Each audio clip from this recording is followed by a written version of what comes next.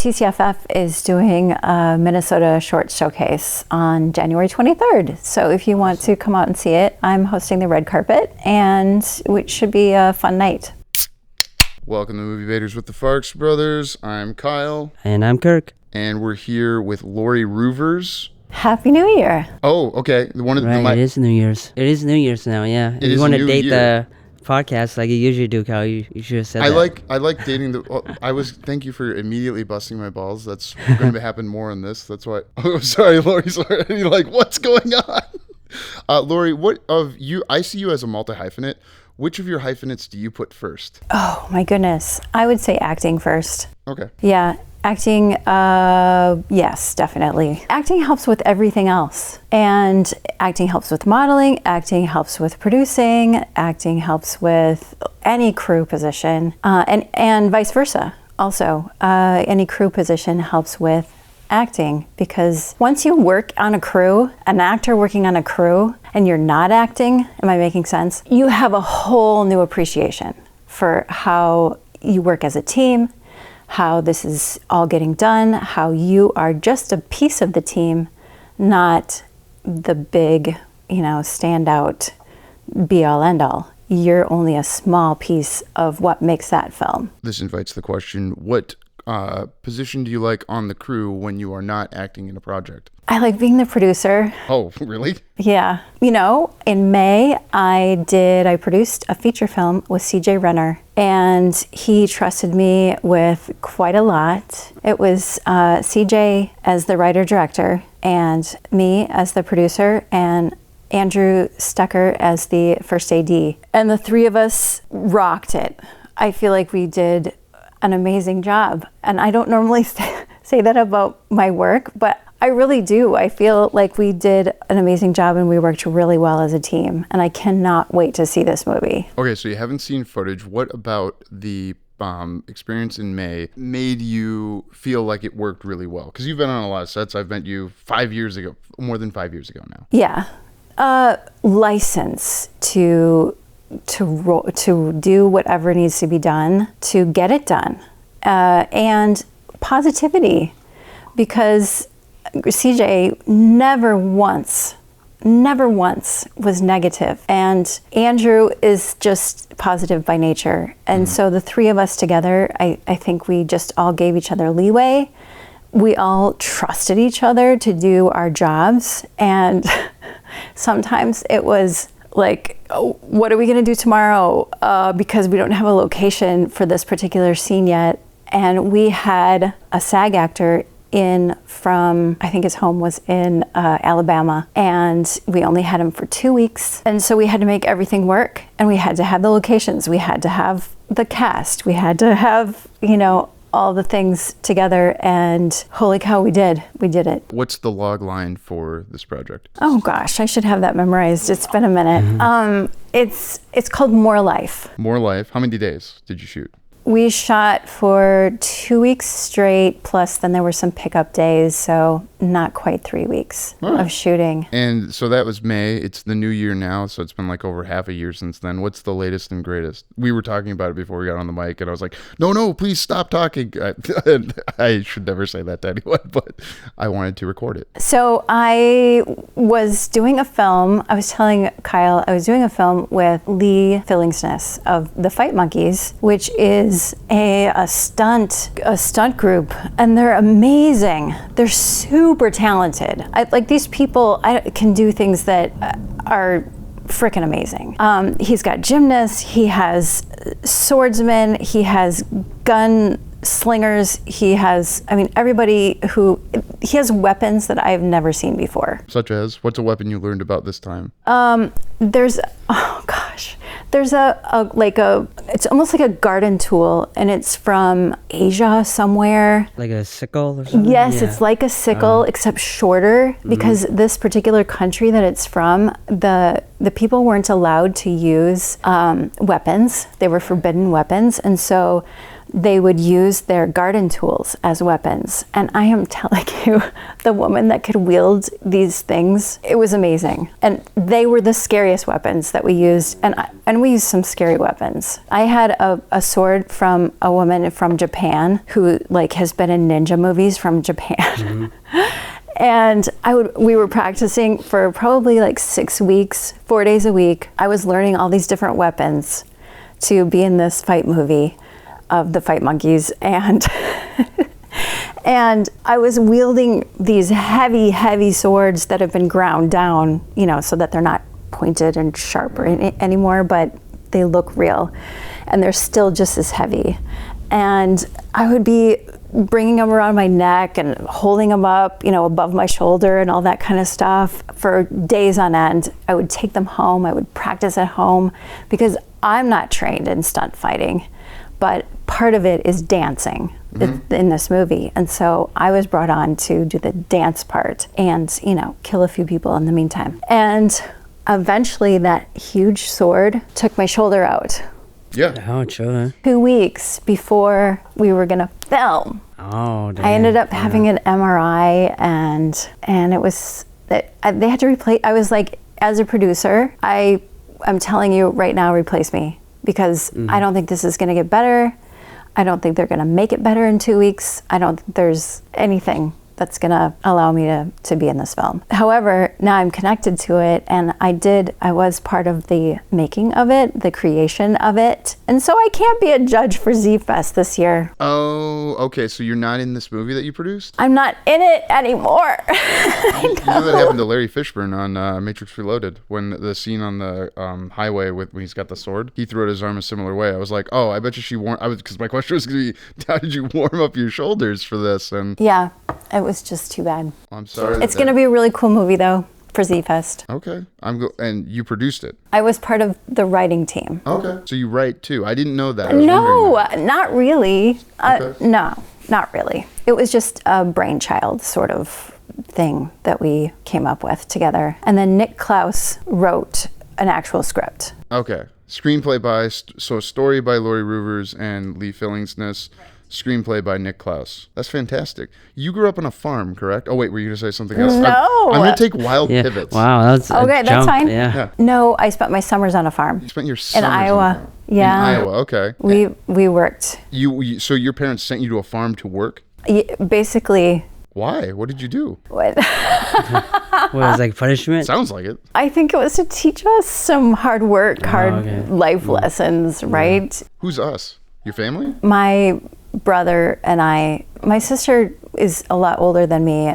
So my brother and I would go every summer because we loved it. And yeah, we did love it. So and it was our grandparents' farm. Oh, okay. But we were up at the crack of dawn and went out into the bean fields, muddy bean fields, and pulled out weeds. That was when we actually pulled the weeds out of the ground by their roots. Versus a machine that would do it now in modern farming. And spraying. They do it. Yeah, it's not good now, really, the spraying. Because, there's been lawsuits against major companies like Monsanto for that. We're not a political podcast, as Kirk would. That's a historic fact, Kirk, so I'm allowed to say it. Wait, so you grew up in the Minnesota, or are you from? Iowa, Wisconsin. Okay, so that's why you're a Packer fan. Yes. Okay, I've always wondered why you were a Packer fan. I was like, isn't she from the western part suburbs? And I know you're from, you hail from that area currently. Wow, you hail from that area. Right. Right. We lived in Iowa, and there are no professional sports teams there. It's Cyclones and Hawkeyes, and you're one of the two. My family's the Cyclones because that's where a lot of us went to school. But then we moved to Wisconsin, and the Packers it's amazing. The Packers culture there it's fun. You've tailgated, I take it? Have I tailgated? Tell me one tailgating story, because I'm going to take a wild pivot after this. Oh my goodness. We have season tickets now. Whoa. Yeah, it's the gold package. So there is one preseason and 2 regular season. All right. And we just so happen to be related. We have a far-flung cousin who has a subsidiary company that tailgates at Lambeau, and they have this tent that's attached to this house that's been remodeled just for these tailgating parties. Wow, all right. And they have so much food, and they have a bar, like an open bar that has Bloody Marys and like anything you could want, actually. And then they have an upstairs where there's VIP sort of things going on. And there's a guy that we have endeared. His name is Steve the Shot King, and we always, whenever we come, he does shots with us. Oh, okay. I was hoping those are the kind of shots. I've actually seen, I think it's the same one, an advertisement on Instagram for a location like what you have described. Are there a lot of those, or is there only one in? There are quite a few. Okay. Yeah. They seem... This one is probably one of the biggest, though. All right. Yeah. It sounds very cool. And wait, so you get to 3 games a year? We don't go to the preseason. Okay. I go to the first one because it's the warmest. I've been to the cold ones. It's really cold. It's metal benches that you're sitting on. Oh yeah, it's that comfortable. Yeah. That's some good feedback for the Lambeau, because it's owned by the people who choose to. It's not owned by like one person like our team here in the Minnesota is. I'm a stockholder. You're a stockholder I as am. well. So you're a part owner. Yes. So that's some critical feedback you would give back as an owner of the team. I would. That will never change because people don't want it to change. They want their bleachers. They want their Lambeau Field the way it is. So to soft bait you to get you ready for the debate that's coming, everyone knows we record these chronologically and then release them out of order. Have you been to the Cubs stadium in Chicago? I haven't. Okay, so there's a part that's like the old part, and then there's a part that they've added on, and because of my white collar job, I've gone to that part.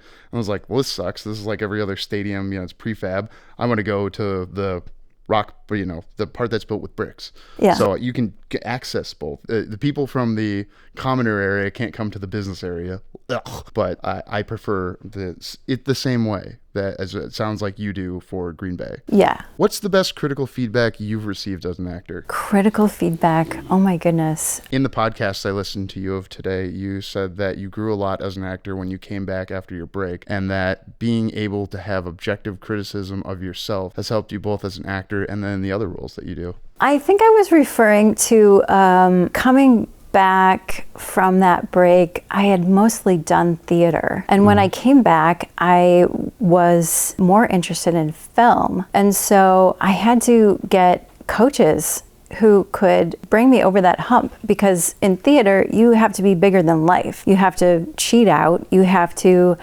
make sure that the 700th row is hearing you and seeing how you're reacting to someone. And you have to fill up the entire auditorium with your small body. And on film, it's just the minute little things that make the big difference. It's the raising of the eyebrow. It's just the little corner of your mouth. And everybody knows what you're thinking. All you have to do is think it, and your face will probably show it, and everyone will know in film, as opposed to theater. And so I needed coaches to come in and just kind of rein me in, because I was bigger than life. I think that's probably what I was referring to. Well, I'm wondering, what kind of coaches did you have? Yeah, so Bill Cooper helped a lot.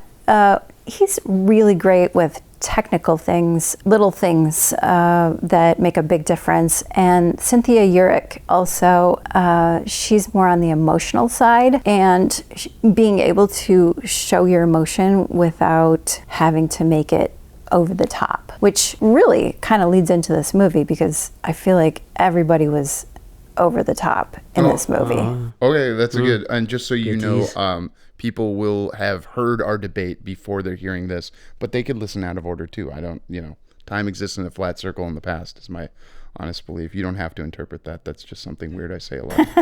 Cynthia Urick, thank you. She friended me this year while we were at Catalyst, because one of her friends had a script that she'd co-written, and they needed a reader, and I was in the lounge eating the free food, and I got cast so eat food. Is that a good way to be an actor, is to eat food and then get cast that way? Is that what happens? I think in that particular instance, they needed men. Oh, yeah. Yes, which is common in these sort of situations. Theater, the readings are always looking for men. So the one that we were in together, the table reading for Chelsea Knight, right? Previous guest on the podcast. Water yes. ski, yeah. Yes, water ski. Thank Water you. ski. I thought you were making fun of Polacks again. No. I don't even know what that is. I can yeah. say that. Skis. Polacks have ski in them. Oh, okay. Yeah.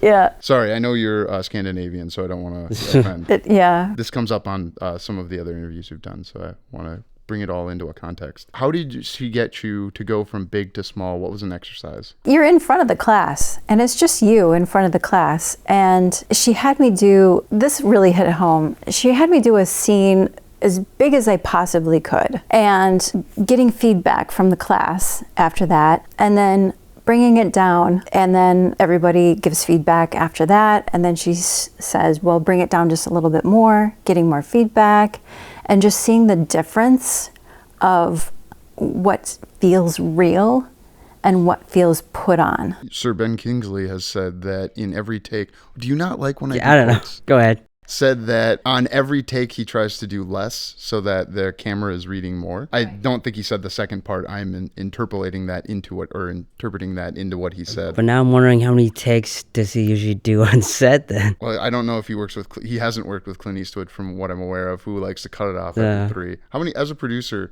do you go in with a shot list, right? So you know, here's how many shots we're going to be doing today.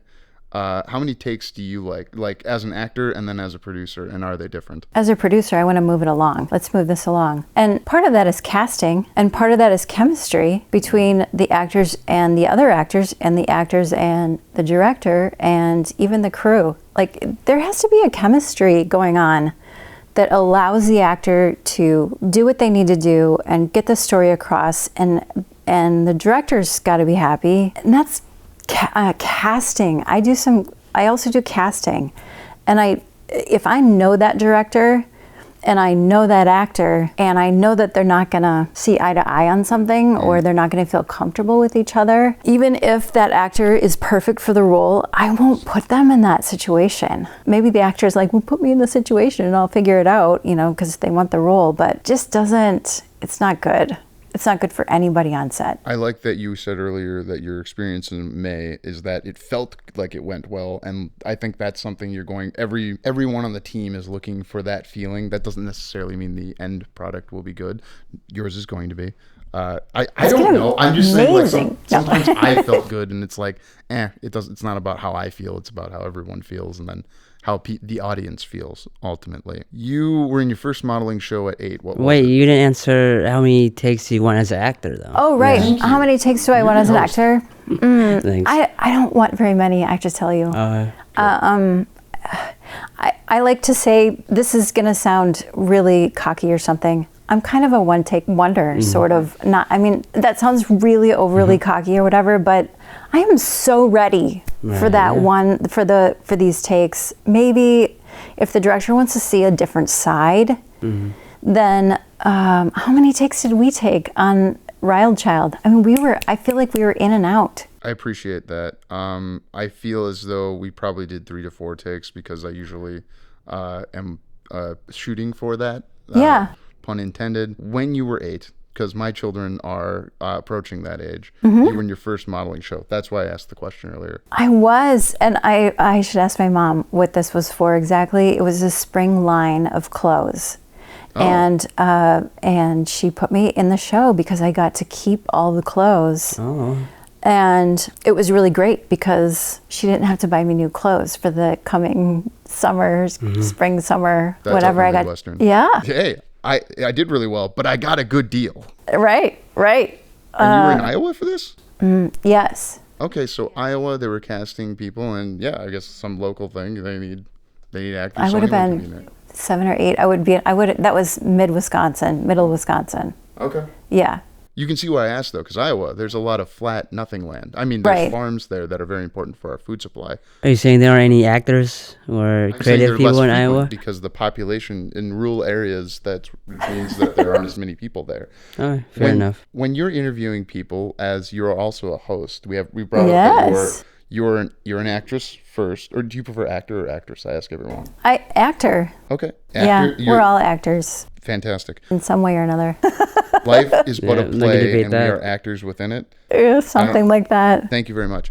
As a host, what how should I have prepared coming into this interview? Because you interview people. You've interviewed very prominent people. You interviewed the lady who starred in the sequel trilogy of Star Wars, Daisy Ridley. And they were lovely, by the way. Daisy Daisy Ridley and her husband, Tom Bateman.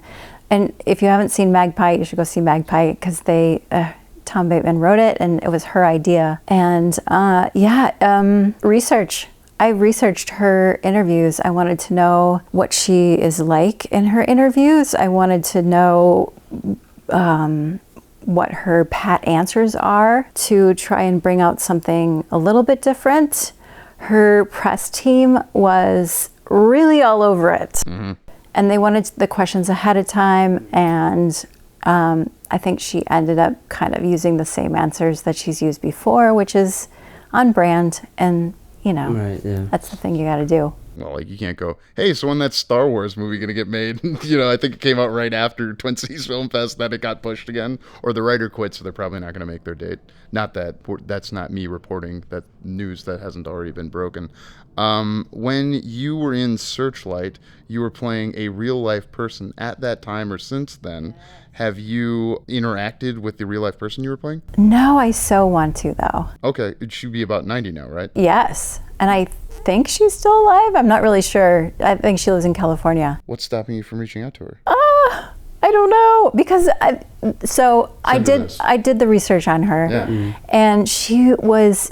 I don't want to say this to be mean or anything. She was a normal, average-looking person, cute, but pretty average-looking person. Mm-hmm. She was a secretary at a country club, and that's how Jackie and she met. Jackie Gleason, just for the audience who might not be familiar. Yes, and she would wear sweaters up to her chin and this necklace, a cross necklace, all the time. Mm. And she was just really a normal person. I don't want to say, I don't know, kind of plain, actually, and normal and average. Mm. I'm digging myself into a hole, maybe. Why would you learn about people like that being from Iowa? Right.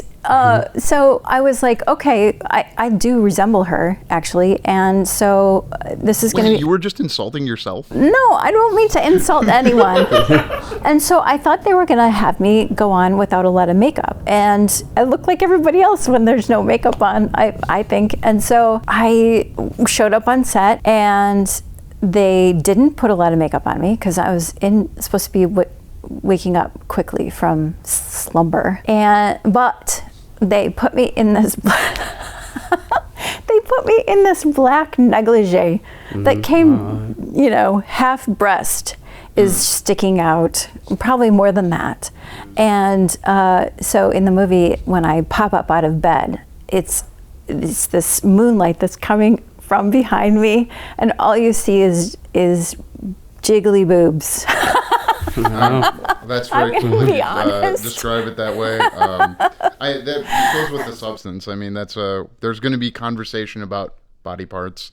And as somebody who, like, I'm obviously a dude, when I have to work with women on set like that, I would never want to put someone in that situation. And I'm sure that Owen, who is a cool guy, and his girlfriend Raina, who is producing that, I'm sure that, if no one says anything, was there a conversation? I don't know.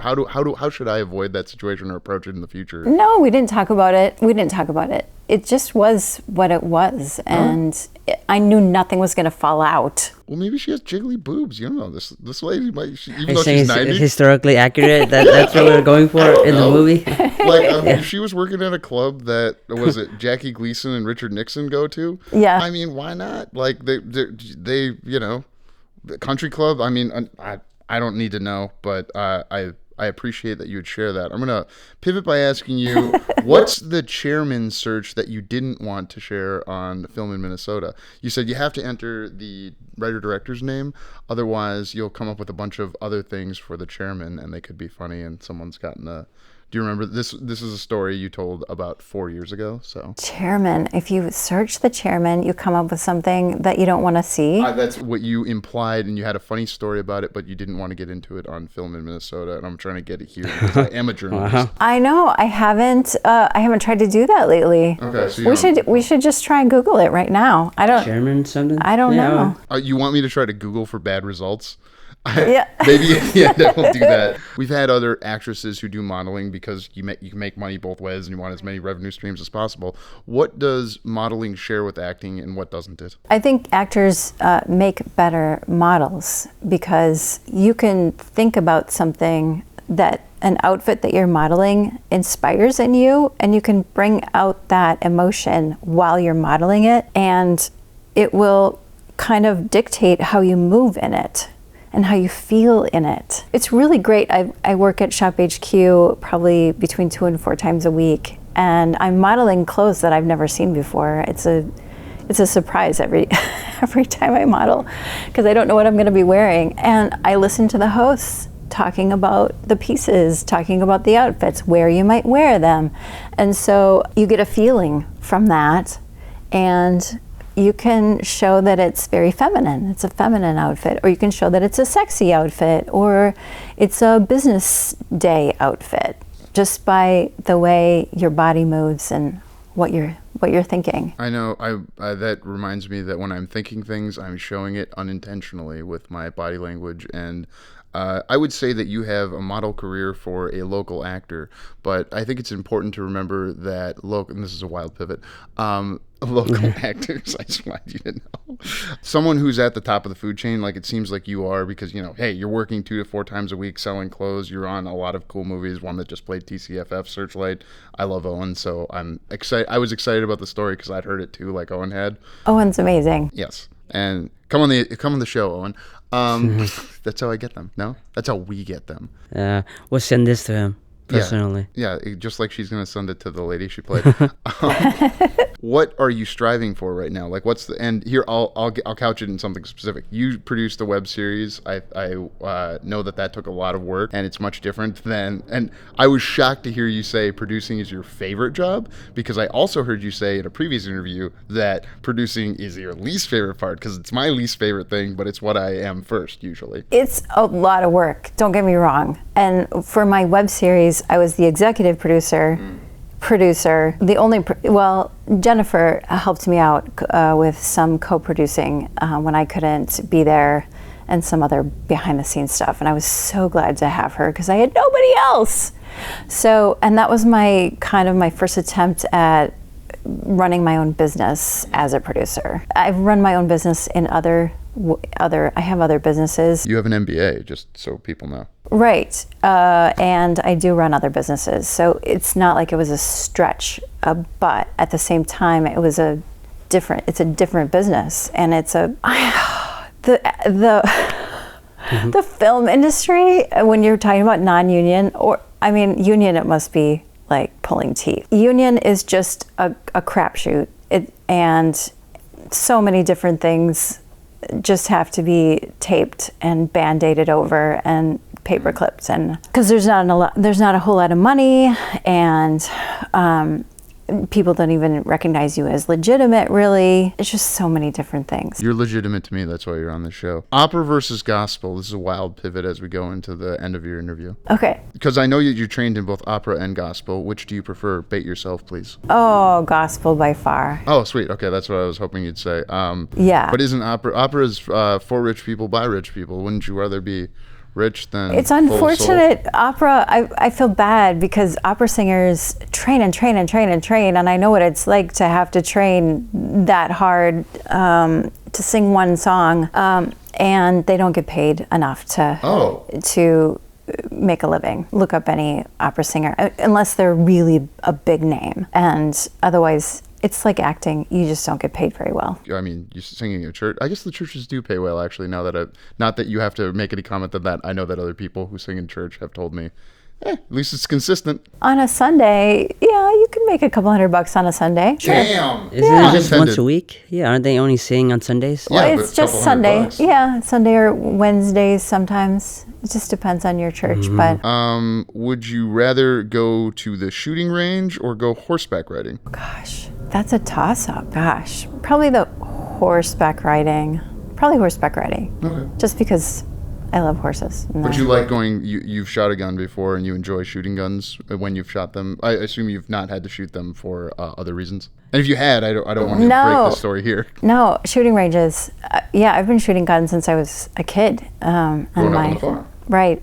Or not on the farm, but adjacent to, right? Right. And my brother, my older brother, who would always give me a hard time, would like say, "Oh, hey, Laura, I got a new rifle. Let's go out and test it." And so I'd be like, "Oh, okay, yeah." And so I'm like, "Oh, will you set up a target for me?" And they'd set up a target and they'd do whatever I wanted, whatever, he and his friend. And I'd take aim and pull the trigger, and he knew that my arm was going to get blown off. What if that's why your shoulder got hurt? You should blame your brother for not being in that movie. Yes. Oh my gosh. It hurts so bad. I'm sorry. And I was bruised for like 2 weeks. Just, Jeez. yeah. That's the kind of humor my brother has. Did you ever play paintball? No. Because that's one of the things in paintball is you'd wear like stuff so that you wouldn't get a bruise on your face or your neck or your arms. If you had a long sleeve shirt on, I can't get a welt. Yeah. I can't get a welt. Okay. So, yeah. You want to be in a cowboy movie, I know. Have you been in one since 2021? No.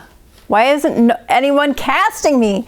The thing is, I feel like they wouldn't like me in the cast because I have a criticism of every cowboy movie ever made. And that is what I just told you. The kickback of these guns back then was brutal. Mm-hmm. Oh, yeah. There's no way you're shooting a gun from a horse going at a full gallop and it's not kicking you. It's off the horse, practically. Do you know why Clint Eastwood doesn't say action? No. Oh, sorry. The reason he doesn't say action is because when he was on Gunsmoke, they wouldn't say action because the actor would squeeze the horse and it would unsettle them. So it would screw up the take. So they just say, whenever you're ready. And he's carried that over into his non-horsey movies. Wait, so he never says action? He typically does not. I'm in my Clint Eastwood era right now, so leave me alone. Did we ever tell you what we would have? And there's a final question coming up. But I have a question before we leave this. Okay, yeah. Okay. What's your question? Oh, my question. Well, I'm going to take us off on a wild pivot, so ask your question first. We haven't worked together since 2019, not because I didn't want to. We started writing a series version of Riled Child, and what we were going to do with your like hippy-dippy marriage counsel character is make it so that you were actually a government agent who was... Oh, you... I remember that. Oh, yes. Man. Okay, because I do think that you would be funny.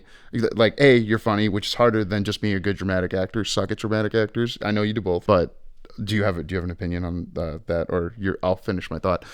It would be funny to see you play both sides, the serious and the loopy doopy. And you said that. And what I wanted to tell you is that I would have asked you to take your glasses off when you were an agent. You would have worn sunglasses because you said the glasses are what helped you on Riled Child, and I was very touched by hearing that today and forgetting that you had given Nick that interview back in 2019. Right.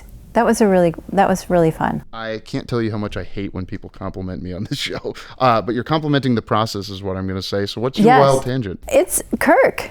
Yeah. I listened to your last show that you did with Nick, and I want to say that we need to hear more from you because... Oh, yeah. That's what my co-host says, too. Yeah. I know, because all of a sudden, he started singing Venom, Venom.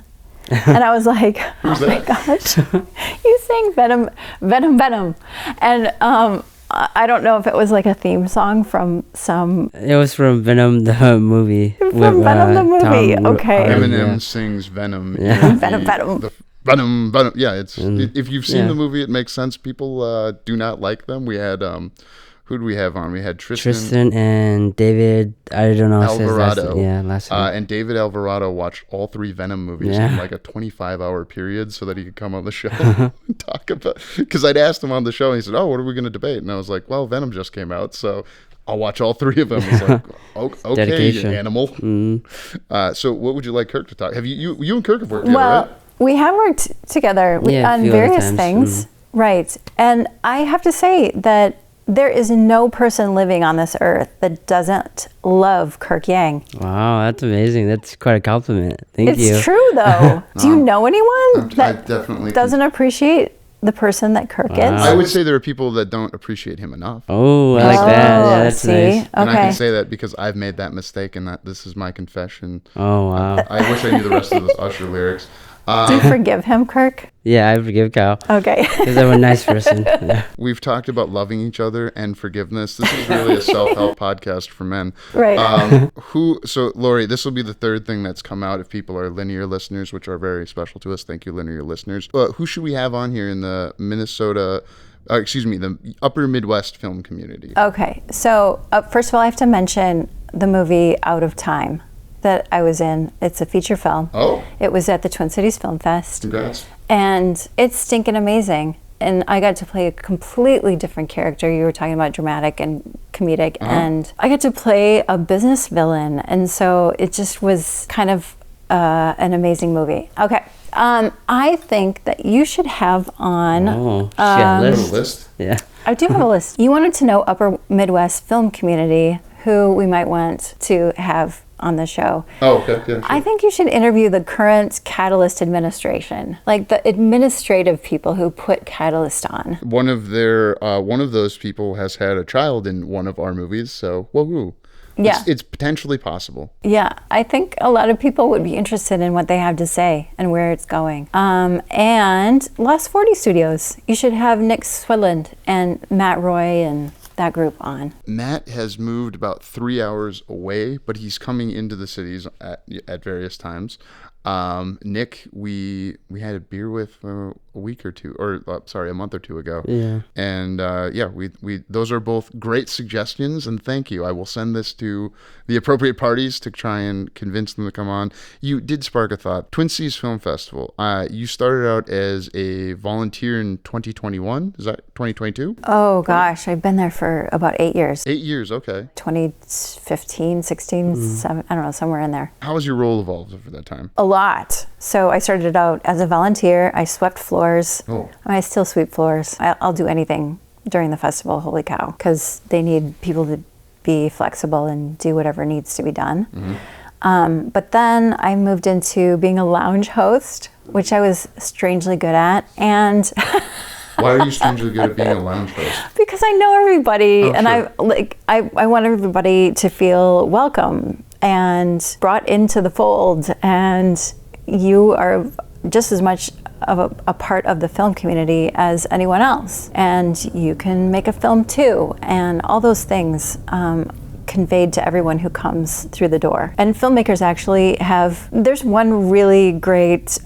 example of that is Adrian Wilson was walking by, came in the door of the lounge. We weren't even barely set up for the night, and started talking to him about the film fest, and now he has won an Emmy. Wow, that's amazing. How know. many years between you hadn't heard of it to winning an Emmy? Like 5, I think. Oh, that's pretty fast. We should have some people from Lost 40 on or Catalyst, and we've now had an ambassador of Twin Cities Film Festival. Owen Royce, of course. Allison Gessu is our writer-director. She's a mover and a shaker. Oh, yeah, I have her business card. Yeah, you should have her on. I will reach out. Yeah, she has a new baby also. So. Oh, well, that's helpful to know. 'Cause, yeah. Lori, thank you for coming on. Anything else you want to plug or talk about before we move on to the part people will hear first? I think we're good. I think we're good to go.